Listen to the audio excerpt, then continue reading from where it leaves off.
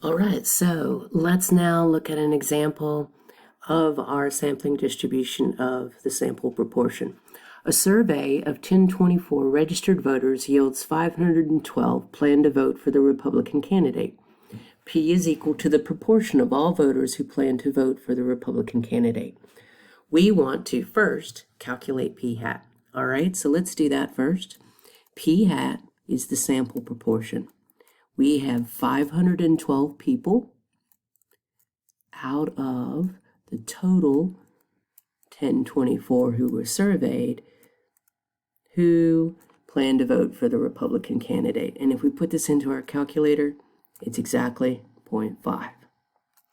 All right, now let's calculate the margin of error. And remember from Unit 1, this was 1 over the square root of n. So 1 over square root 1024. So we'll stick that into our calculator. 1 divided by the square root of 1024. Sorry, my dog's being noisy. This ends up giving 0.03125.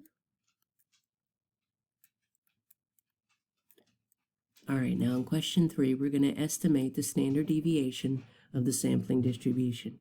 So we're going to use that new formula for the sampling distribution of the sample proportion, which is this. Now our problem is that we do not have P. And in the case where we do not have P, we use 0.5 for P. Now it is coincidence that our P hat is 0.5, but if we do not have the population proportion, we'll use 0.5. So we're going to use 0.5.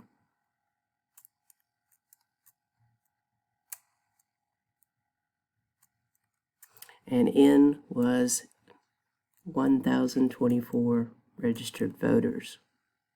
All right, so this is going to give us the square root of 0.5 times 0.5 over 1024, and we'll put that into our calculator.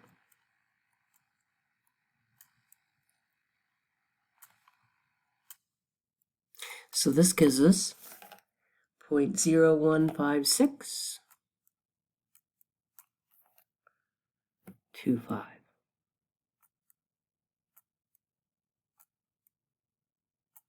Okay, so question 4. The empirical rule says that 95% of the data should be within 2 standard deviations. Do you see where the margin of error comes from? Well, let's notice 95% of the data is within 2 standard deviations. So if we double our standard deviation, in other words, if we get 2 standard deviations,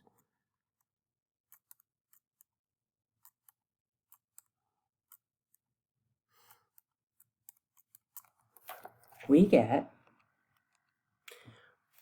exactly what we got when we computed the margin of error. All right, so the margin of error is our sampling distribution, our standard deviation of the sampling distribution. 2 standard deviations of the sampling distribution.